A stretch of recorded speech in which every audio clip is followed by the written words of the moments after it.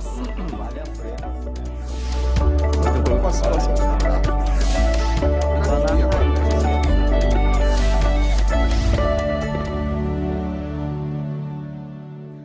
Olá. Menos de 2% dos brasileiros têm o hábito de doar sangue. E olha, esse é um índice abaixo do recomendado pela Organização Mundial da Saúde. A OMS define que entre 3 a 5% da população de qualquer país pratique o gesto de doar. Nos meses mais frios do ano, os estoques dos bancos de sangue diminuem e daí a necessidade de conscientizar as pessoas para esse ato que salva vidas. Este é o tema do programa Em Discussão Especial de hoje, com os nossos convidados. A doutora Selma Soriano é hematologista da Fundação ProSangue Hemocentro de São Paulo e o infectologista doutor Ivan Marinho, da Sociedade Brasileira de Infectologia. Muito obrigado pela presença dos dois aqui nesse programa Em Discussão Especial. Por que no inverno as pessoas doam menos sangue do que nos meses mais quentes do ano? A repórter Priscila Silvério foi buscar a resposta para essa questão. Neste Hemocentro, em São Bernardo do Campo, nós temos 1, 2, 3, 4, 5, 6, 7 cadeiras para doação e apenas uma está ocupada. A gente vai falar agora com o doutor Gessner Bovolento, que é responsável aqui pela triagem. Eu queria que o senhor falasse um pouco por que há essa queda tão considerável no mês de junho e também julho, né? Bem, essa queda, normalmente, isso acontece todos os anos nesses meses, tá, por causa do clima, dias frios, chuvosos, etc., diminui. Este ano, além disso, a situação política e econômica do país, as pessoas estão preferindo vir mais nos fins de semana, de sábados, para evitar obter atestado, evitar se afastar do trabalho para fazer a doação. Então, nos fins de semana, o movimento é maior, mas durante a semana cai muito mesmo nessa época. Qual o impacto dessa queda de doação de sangue? O impacto é muito grande, porque nos hospitais onde o sangue é necessário para as transfusões, essa quantidade mínima de sangue que é fornecida, os bancos de sangue ficam em nível crítico mesmo para fornecimento para pacientes que necessitam, né? No caso de um acidente, por exemplo? Uma cirurgia, uma cirurgia que precise de reposição de sangue, etc. Além do que, aqui na Alcosan e nos outros bancos de sangue, são coletados também outros elementos de sangue, como plaquetas, concentrado de plaquetas, etc., que são usados em outros tratamentos, para câncer, para AIDS, para essas coisas todas, que também cai muito, né? Então, é necessária a doação para fornecer não só o sangue em si, mas os outros componentes de sangue também. Quem pode e quem não pode doar? Pode doar pessoas entre 16 e 69 anos, sendo que a primeira doação tem que ser antes dos 60, aos 60 anos. E nas doações seguintes, até 69 anos, a pessoa pode doar. Menores de idade, entre 16 e 18 anos, podem doar também mediante autorização dos responsáveis, né? Tem a questão também do peso, a saúde, medicação. Isso, tem um peso mínimo de 50 quilos, a pessoa tem que pesar acima de 50 quilos, né? E não usar medicamentos que interfiram na doação do sangue, né? Quem estiver usando, um diabético que estiver usando insulina, por exemplo, não pode doar. Pessoas que tenham tido hepatite, por exemplo, também não podem doar, né? Hepatite após os 11 anos de idade, a hepatite B, não é permitida a doação, né? E várias outras doenças também que, porque são realizados no sangue que é coletado, são realizados vários exames para várias doenças, né? Tétano, hepatite, sífilis, AIDS. E depois que o sangue é coletado, ele passa por um processamento onde são detectadas todas essas doenças, essas intercorrências, e estando livre desses problemas, o sangue vai para a doação. O prazo de uma doação e outra? O prazo para homens é de 2 meses e para mulheres 3 meses, sendo que homens podem doar no máximo 4 vezes por ano e mulheres no máximo 3 vezes por ano. Ok, muito obrigada. Bom, para saber então qual o hemocentro mais próximo da sua casa, é só entrar no site www.cousan.org.br. Doutora Selma, vamos começar repercutindo esse número. 2% ou menos de 2% dos brasileiros têm o hábito de doar sangue. Esse é um índice abaixo do recomendado pela OMS. Por que o brasileiro doa pouco sangue? Então, o brasileiro ele doa pouco sangue porque não está na cultura do brasileiro a doação de sangue. O que nós temos na nossa cultura é a música, é o esporte, mas a doação de sangue ainda não está na cultura do brasileiro. O brasileiro, ele é muito solidário na hora da dor, né? Na hora de um desastre, na hora de uma catástrofe, na hora de um parente estar necessitando de sangue. Ele é convocado, ele vai e doa, mas ele não torna isso um hábito de doação de repetição. Então, poucos brasileiros têm o hábito de doar 2, 3 ou 4 vezes ao ano. Então, o brasileiro acaba fazendo a sua doação de sangue quando convocado ou quando numa necessidade extrema. Então, isso seria uma das situações que a gente pode conceituar como um hábito não muito peculiar, na verdade, nas Américas, né? O americano, ele acaba doando menos sangue do que o europeu, por exemplo. Então, isso é um hábito cultural. E é isso que nós precisamos trabalhar para poder mudar essa cultura de doação na nossa população, esclarecendo a população dessa necessidade. Então, às vezes, a falta de informação também contribui para que nós, no Brasil, não façamos a nossa doação de repetição. Daí o fato da gente verificar constantemente esses anúncios, chamadas de pessoas para doação de sangue para uma determinada pessoa que está internada em algum tratamento, em alguma situação que necessita da transfusão. Exatamente, Mauro. A maioria dos nossos doadores no Brasil, eles são doadores de primeira vez por conta dessa necessidade.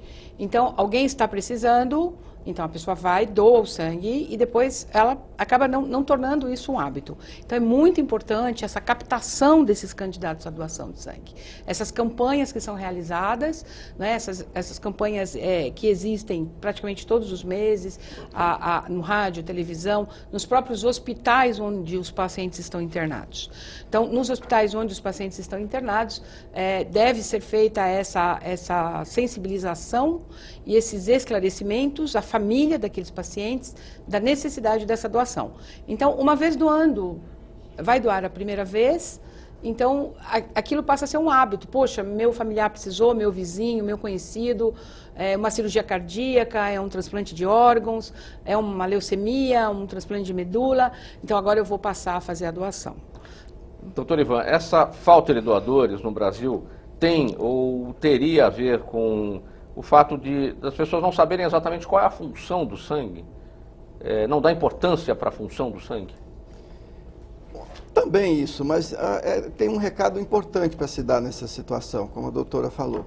Essa baixa taxa de doadores é reflexo cultural mesmo, é uma coisa cultural do Brasil não ter esse hábito de ser um doador voluntário. E isso é muito importante. Aqui vai um recado direto para os 2%, quase 2% que doam sangue hoje no Brasil. Eles, primeiro, uma menção de agradecimento por ter esse caráter regular de doar sangue, porque isso é muito importante. Do ponto de vista infectológico, é muito importante que o indivíduo seja um doador regular, né, e voluntário, porque isso reduz, ele é um doador mais seguro. Ele tem menos chance de ter uma infecção ou de ter algum problema na triagem, por exemplo. É muito diferente do doador que vai lá pela comoção de um doente na família ou por um acidente grave, ou antigamente, como existia até, o doador pago. Então, hoje o doador voluntário regular é o doador mais seguro para doar sangue.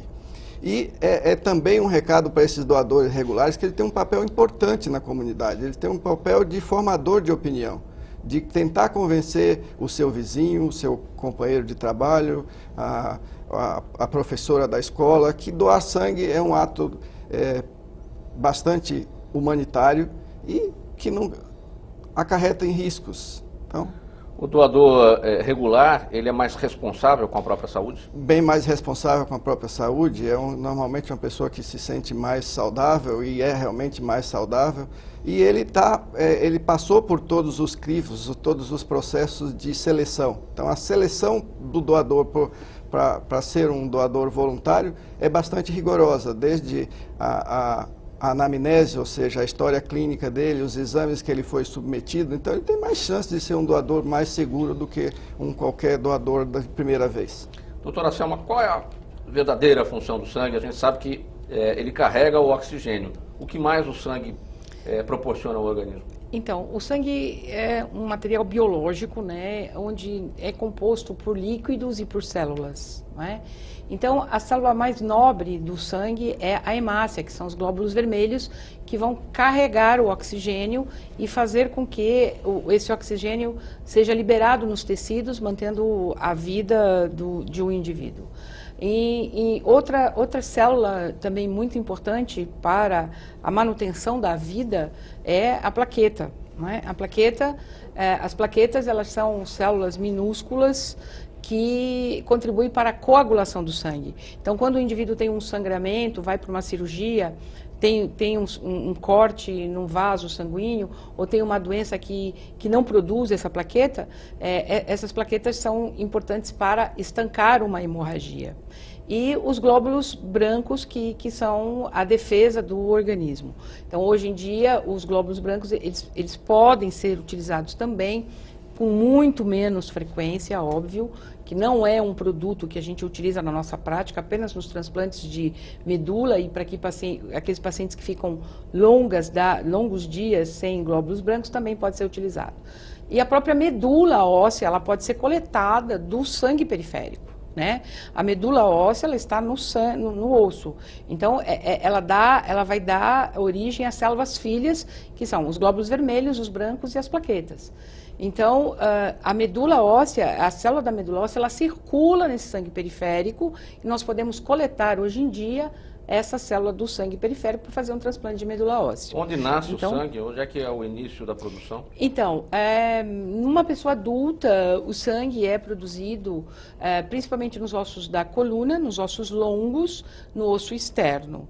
Não é? Na vida intrauterina, a produção desse sangue inicia pelo fígado. Não é? Então, com a formação do indivíduo, do feto, isso vai sendo substituído pelos ossos, quando há a formação dos ossos.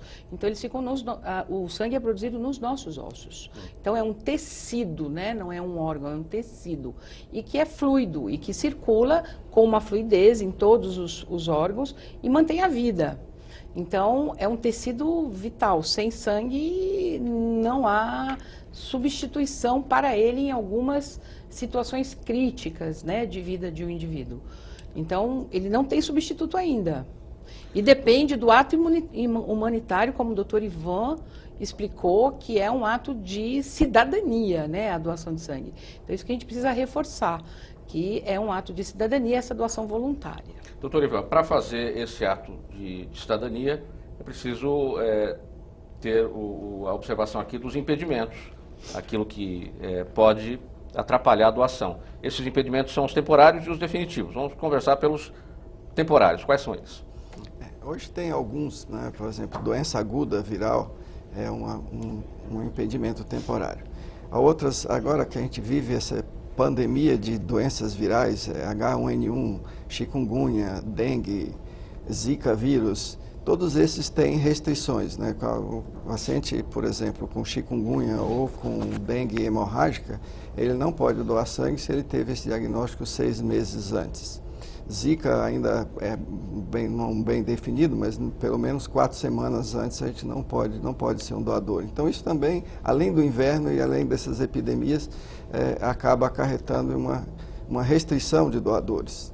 Então, para isso que a gente deve chamar atenção para que os doadores saudáveis ou os 2% tente trazer mais pessoas, os doadores como recrutas do Exército, universitários, têm muito mais chance de ser jovens, saudáveis e que podem se tornar em doadores voluntários.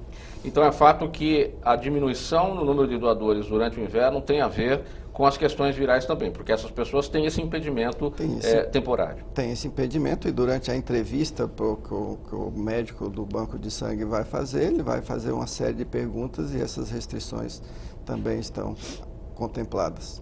Juntamente com isso tem a questão, os próprios meses mais frios já deixam as pessoas mais preguiçosas. Isso é corriqueiro, mesmo para os doentes. Os pronto-socorros, os serviços de emergência durante o inverno são esvaziados, porque as pessoas, mesmo doentes, num período de frio, eles não procuram o serviço médico. E, além do mais, agora a gente vive um período crítico, que é essa coisa de as pessoas não procurarem o serviço médico para não ter atestado, para não faltar ao trabalho, porque essa grande limitação na oferta de empregos está levando as pessoas a serem muito mais criteriosas quanto a procurar o médico ou faltar um dia de trabalho para doar sangue, por exemplo. Mas o fato de se fazer a doação de sangue não significa que a pessoa tem que faltar ao trabalho. Tem que faltar ao trabalho de jeito nenhum. Como é que são os estoques lá na Fundação Hemocentro neste momento, doutora? Então, os estoques de um serviço de hemoterapia, de um banco de sangue, eles respondem a essa sazonalidade, né? Então, no inverno diminui realmente o número de doadores, às vezes no verão também diminui, porque o verão coincide com férias escolares, e a primavera ela acaba sendo uma estação mais agradável, então as pessoas acabam direcionando a sua prioridade para a não doação. Então, hoje nós estamos com os estoques de sangue O positivo, que é o sangue mais comum na população brasileira, em torno de 80 unidades, e que é praticamente incompatível com o fornecimento de sangue nas próximas 24 horas. Nós temos 12 horas para regularizar, por exemplo, um estoque. Então, nós temos critérios, né, para chamar a população, e nós necessitaríamos de 350 unidades de concentrado de glóbulos vermelhos O positivo, que é o mais comum, para poder manter os estoques adequados em 72 e 96 horas. Então, se nós temos uma doação abaixo de 350 bolsas coletadas, isso vai repercutir em 72 e em 96 horas no fornecimento de sangue. Hoje só tem 80, então? Hoje nós temos 80 unidades de O positivo. 20%, 25%? Exatamente, para o atendimento apenas das emergências e extrema-urgências.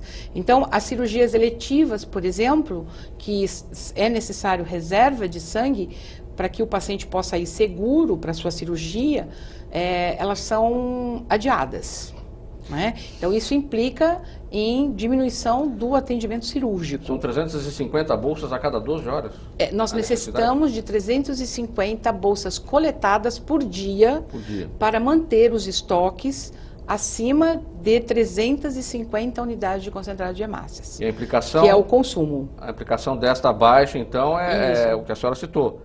Cirurgias adiadas, por exemplo. Cirurgias adiadas, impedimento até da internação de alguns pacientes, porque vão para uma cirurgia cardíaca.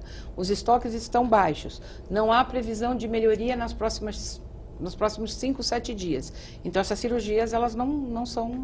O paciente nem interna para operar. Então, só para encerrar esse bloco, encerrar esse raciocínio, quantas instituições de saúde recebem o sangue do Hemocentro, Fundação Hemocentro? Então, a Fundação Pro Sangue Hemocentro de São Paulo atende a 100 instituições públicas, 100 hospitais, 100 agências transfusionais no estado, depende do sangue doado no complexo hospitalar, né, do Hospital das Clínicas, e nas nossas unidades de coleta, que são todos hospitais públicos. Aqui na TV Assembleia SP, você acompanha o programa Em Discussão Especial. O nosso tema de hoje, doação de sangue. No próximo bloco vamos falar sobre os impedimentos definitivos, certo, doutor Ivan? Mais um intervalo, voltamos em seguida. Até já.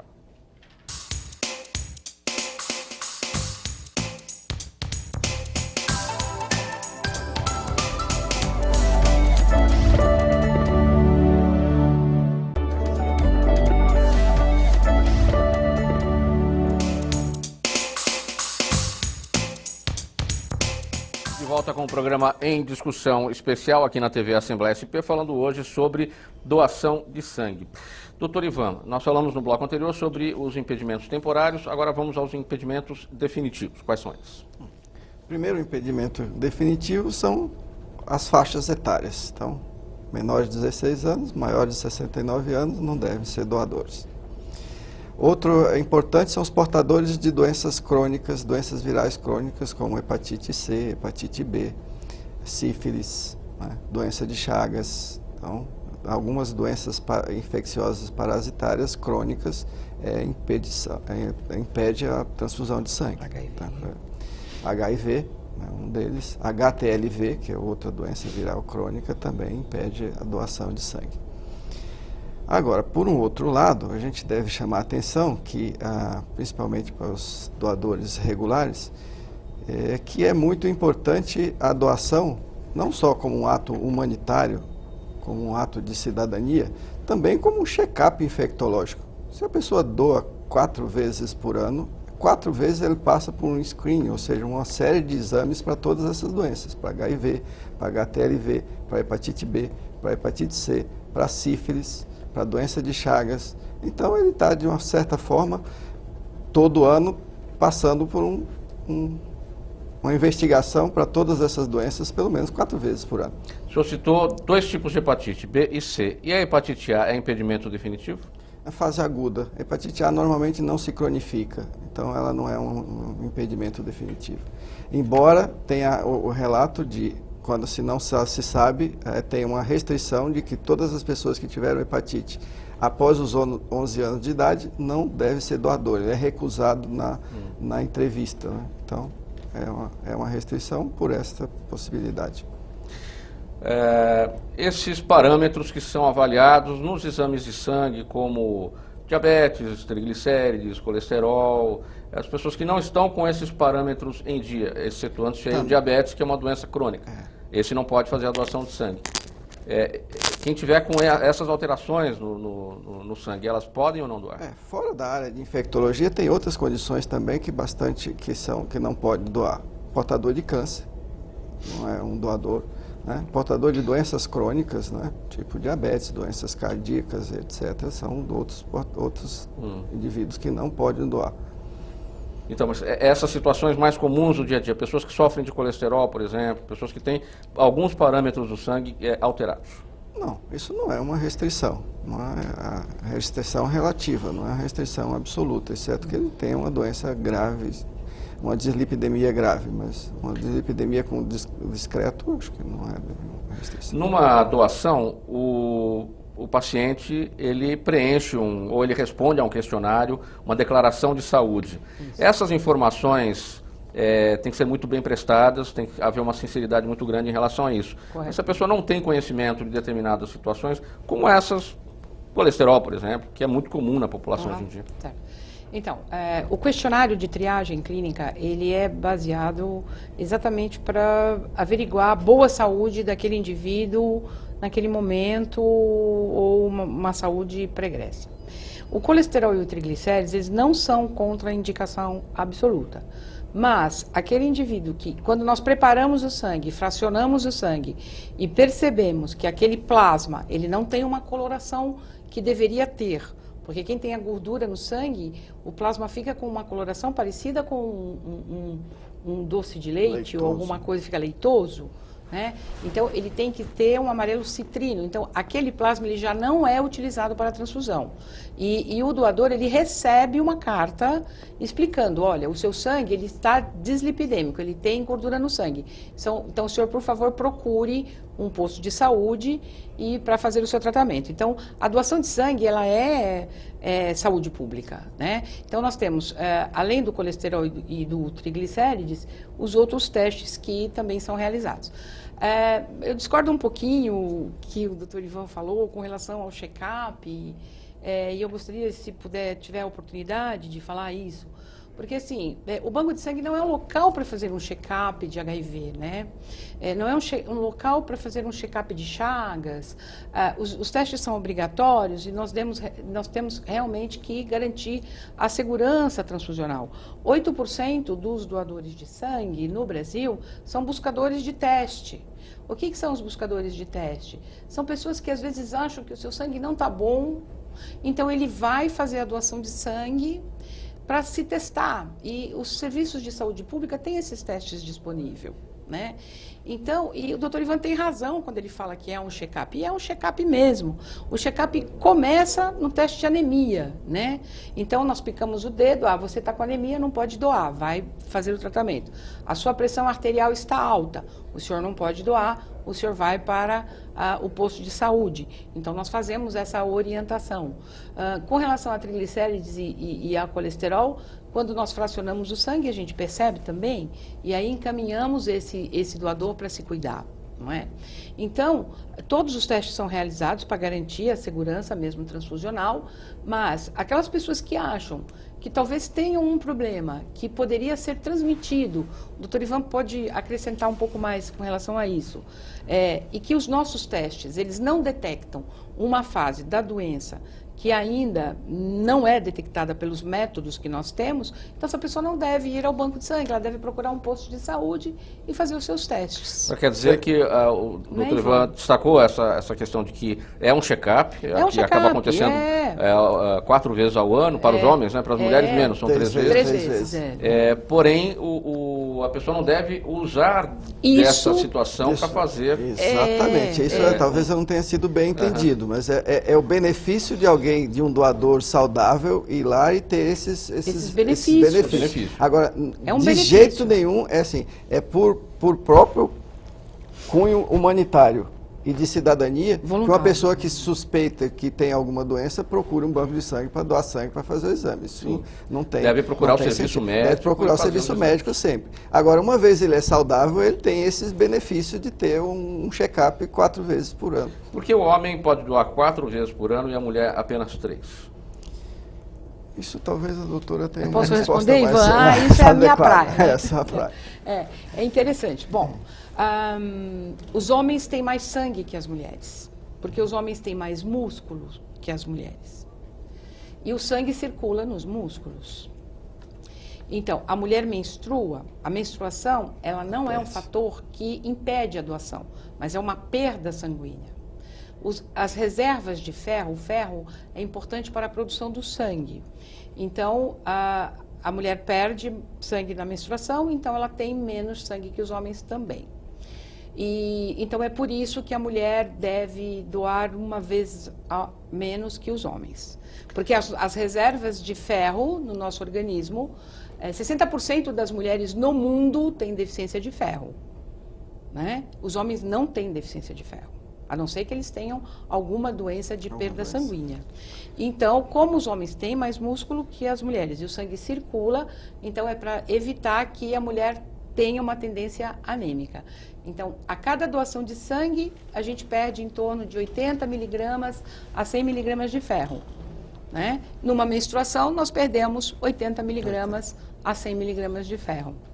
Então, por isso é facultativo uma doação a menos. Historicamente, quem doa sangue são os homens, né? As guerras, havia na Primeira Guerra Mundial, na Segunda Guerra Mundial, um pelotão de homens que iam doar sangue e o outro pelotão que ia lutar, né? Então, isso é histórico. Por quê? Porque é a diferença entre a circulação sanguínea e o número de glóbulos vermelhos que as mulheres têm menos que os homens, mesmo que elas tenham os mesmos parâmetros de peso, altura e tudo mais. No resumo da história, na verdade, às vezes as mulheres doam até mais do que os homens, porque elas têm a doação fisiológica mês a mês. É verdade. Pois é. Agora, o senhor destacou já que os idosos acima de 60, né, não 69. Devem doar. Agora, aqueles que não devem ou não podem doar? Não devem, a partir de 69 anos, não. Os a partir de 60 não devem doar pela primeira vez. Isso. Desde que ele seja doador, desde que ele seja doador regular, voluntário, a partir dos 60 ele pode doar até 69. Agora, se ele tem 60 anos e é a primeira vez, ele não deve ser doador. Doutora Selma, como é que os especialistas, enfim, todo o pessoal da saúde pública nessa questão do sangue lidam com as questões religiosas? Isso não é fácil. É o seguinte, das questões religiosas, apenas uma religião não incentiva a doação de sangue e não utiliza o sangue para manter a sua vida, que são os pacientes testemunhas de Jeová. Então, é o único fator religioso, porque é a crença que precisa ser respeitada. Sim. Não é? Então, eles não fazem doação de sangue. Os testemunhos de Jeová são 6 milhões aproximadamente no mundo. Não é? Então, quando eles estão em situação que precisa uma transfusão, é um conflito grande mas que a gente sabe lidar com esse conflito e sabe atender de forma adequada. Então, não há diferença na doação de sangue com relação à religiosidade, não é? Então, todas as religiões são bem-vindas à doação de sangue e não há diferença por conta da religiosidade. Doutor Ivan, o que é a chamada janela imunológica? É um período em que não se detecta determinado problema no sangue doado? Exato. É um período em que você é contaminado por um determinado agente microbiano e o organismo ainda não produziu anticorpos ou o suficiente para ser detectado no sangue. Então é um período em que ainda não tem uma resposta imunológica que tenha-se testes adequados para detectar esse problema. Então, como é que fica nesse período? Esse sangue, ele fica aguardando uma determinada situação para essa produção de anticorpos acontecer? Hoje assim, desde a seleção do doador, eu disse, o voluntário e regular, ele já tem uma segurança maior, porque ele não tem. Aí depois tem a investigação diagnóstica, porque ele é entrevistado por um médico para detectar algum sinal de doença aguda recente ou algum sintoma de doença aguda para tentar excluir ele da doação. Caso não apresente nenhum sinal ou sintoma de doença aguda e ele ele possa vir estar nessa janela imunológica, hoje os testes são cada vez mais, eles aperfeiçoaram muito, então essas janelas imunológicas hoje são muito pequenas, né? Então, os riscos estão cada vez menores por conta desse rigor na triagem, na seleção do doador e nos testes mais avançados em termos de tecnologia. Doutora Selma, o prazo de validade, aquele período que o sangue fica aguardando para ir para um outro paciente, é bastante curto. O sangue ele tem validade de 35 dias. 35. Os glóbulos vermelhos. Já foi menos. Já foi menos, 21 dias. Já foi 21, já foi 28, 35. E existem bolsas de sangue que podem preservar os glóbulos vermelhos até 42 dias. Nós não temos essas bolsas no Brasil, né? Então, o nosso sangue tem validade no Brasil por 35 dias, os glóbulos vermelhos. Quanto mais recente o sangue, melhor. Não é? O que é que determina esse prazo de validade maior ou menor? É a forma de estocagem? A ciência buscando a evolução disso? Exatamente. A ciência busca uma fórmula de conservar melhor o sangue estocado. Existe congelamento de sangue, os grandes centros, para sangues raros. A crio, né? Que é a criopreservação, que é o mesmo método utilizado para o congelamento da medula óssea, nos transplantes de medula óssea. Isso é caro. Isso é muito caro, né? E assim, além disso, o sangue criopreservado, ele tem um impacto do efeito físico e químico também. Então, nas guerras que acabam utilizando o sangue criopreservado por causa dos estoques que não são suficientes. Então, a plaqueta, por exemplo, que é um elemento do sangue, ela tem validade de 5 dias. E ela fica a 22 graus. O concentrado de glóbulos vermelhos, que tem a validade de 35 dias, ele tem que ser conservado entre 2 e 8 graus. Então, existe todo um aparato para a preservação desse sangue. Porque o sangue apodrece se não ficar numa geladeira própria, ele fica impróprio para uso. E a legislação brasileira é muito clara com isso e muito segura, né? E o sangue é seguro no Brasil, como o doutor Ivan mesmo disse. Os métodos utilizados para a seleção do que é o sangue próprio para uso, eles atingem já alta tecnologia, então a transmissão de doenças pelo sangue doado, ela chega a ser praticamente 0,00003% de risco, quase próximo de zero, em adquirir alguma doença, não é? Então, a validade dos glóbulos vermelhos 35 dias, das plaquetas 5 dias e do plasma congelado, que fica a menos 70 graus, 2 anos. Aqui na TV Assembleia SP você acompanha o programa em discussão especial e o nosso tema de hoje, doação de sangue. Mais um intervalo, voltamos em seguida, até já. Ivan, me passa uma água, por favor.